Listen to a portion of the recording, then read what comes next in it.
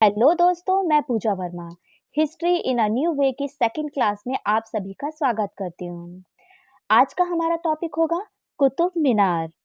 इसमें हम जानेंगे कुतुब मीनार का निर्माण कब, किसमें, किसने करवाया, किस शैली में करवाया और किस पत्थर से इसका निर्माण किया गया। दोस्तों, मैं आपको बताना चाहूंगी कुतुब मीनार भारत की राजधानी दिल्ली के मेहरौली शहर में है।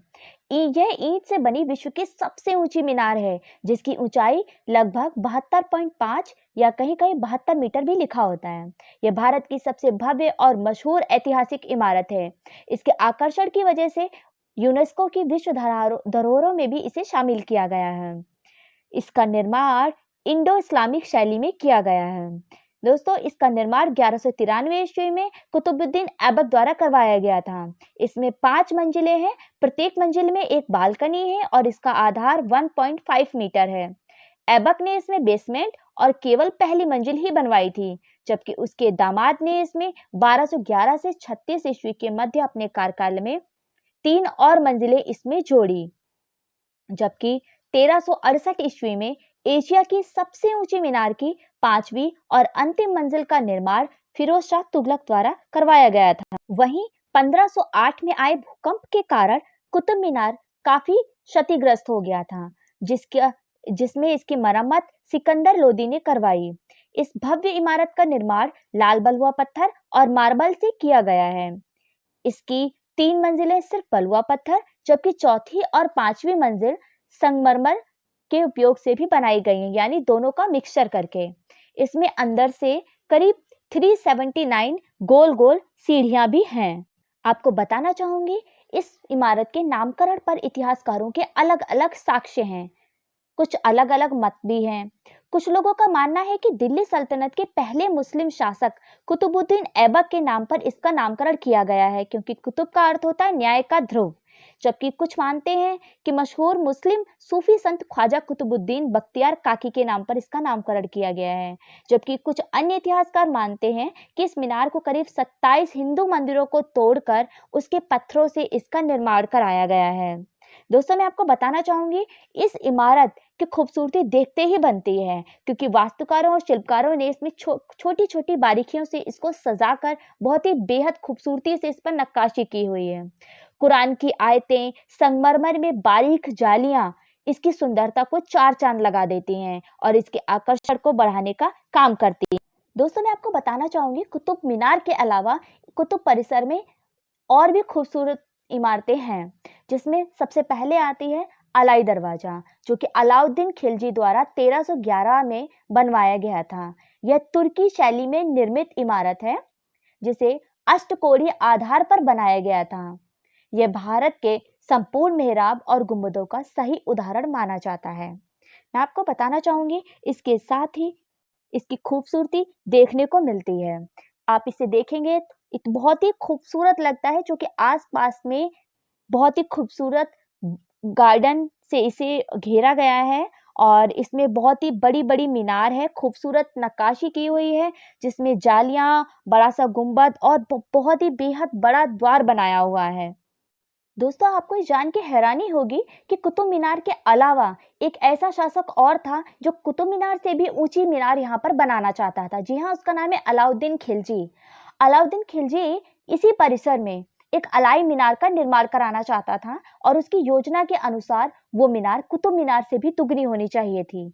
लेकिन कुछ आकस्मिक कारणों की वजह से वो काम रुक गया और पहली मंजिल, जिसकी ऊंचाई 24.5 मीटर थी, उसे ही बनवा पाया। उसके बाद इसे वे आगे नहीं बनवा पाया। देखिए, ये तो आज की स्थिति में तो बिल्कुल खंडहर बन चुकी है, लेकिन सोचिए जिसकी पहली ही मंजिल 24.5 मीटर हो, तो सोचिए अगर वो कुतुब मीनार से भी दुगनी होती, तो कितनी भव्य इमारत होती और शायद दुनिया में इतनी खूबसूरत और भव्य इमारत हमें कभी देखने को ना मिल पाती। कुतुब परिसर में अब हम तीसरी इमारत के बारे में जानेंगे। जी हाँ, ये जो आपको मकबरा दिखाई दे रहा है, यह है इल्तुतमिश का मकबरा।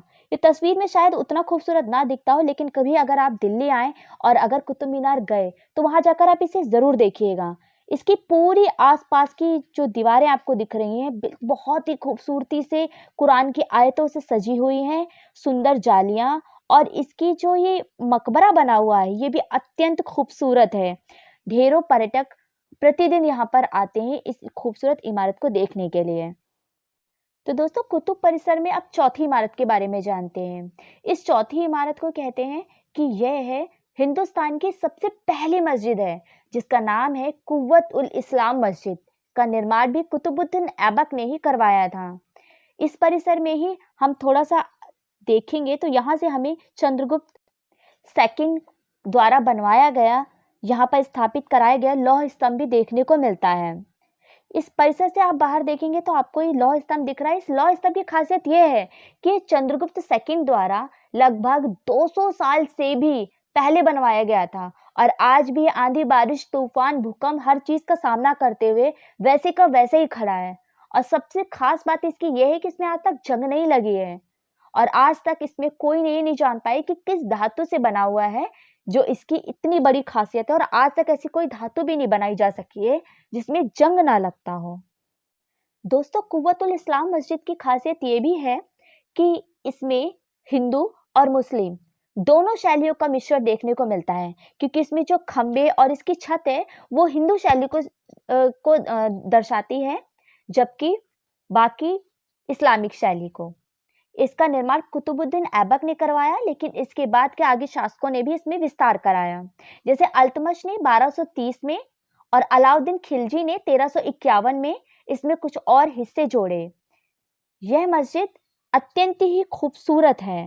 मस्जिद प्रांगण में सिकंदर लोदी ने 1488 से 1517 के शासनकाल में मस्जिद के इमाम रहे इमाम जमीन का एक छोटा सा मकबरा भी बनवाया, जिसके कारण इसकी भव्यता खूबसूरती को आप देख सकते हैं। इसके जो पिलर्स हैं कितने खूबसूरत हैं, इसकी छत, इसको देख के लगता है कि कोई हिंदू मंदिर होगा। इसी वजह से इसको हिंदू और इस्लामिक शैली का मिश्रण कहा जाता है।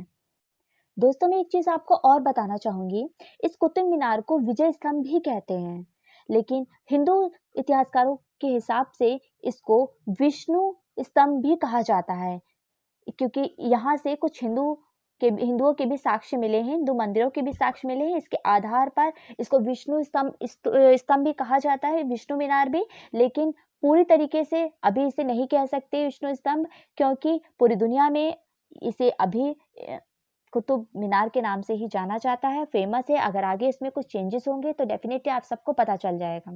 आशा करती हूँ दोस्तों अभी तक मैंने आपको जो कुतुब मीनार के बारे में जानकारी दी वो आपको अच्छी लगी होगी और इससे आपको बहुत सहायता मिलेगी कुतुब मीनार के बारे में जानने के लिए। अगर आप कभी भी दिल्ली आते हैं तो कुतुब मीनार जाना बिल्कुल ना भूलें। यहाँ की नक्काशी खूबसूरती देखते ही बनती है। आपको अगर हमारा वीडियो अच्छा लगा तो इसे आप लाइक करें, सब्सक्राइब करें और अपने दोस्तों में ज़्यादा से ज़्यादा शेयर करें, जिससे कि ये जानकारी और आपके सभी दोस्तों तक पहुंच सके। Thank you so much.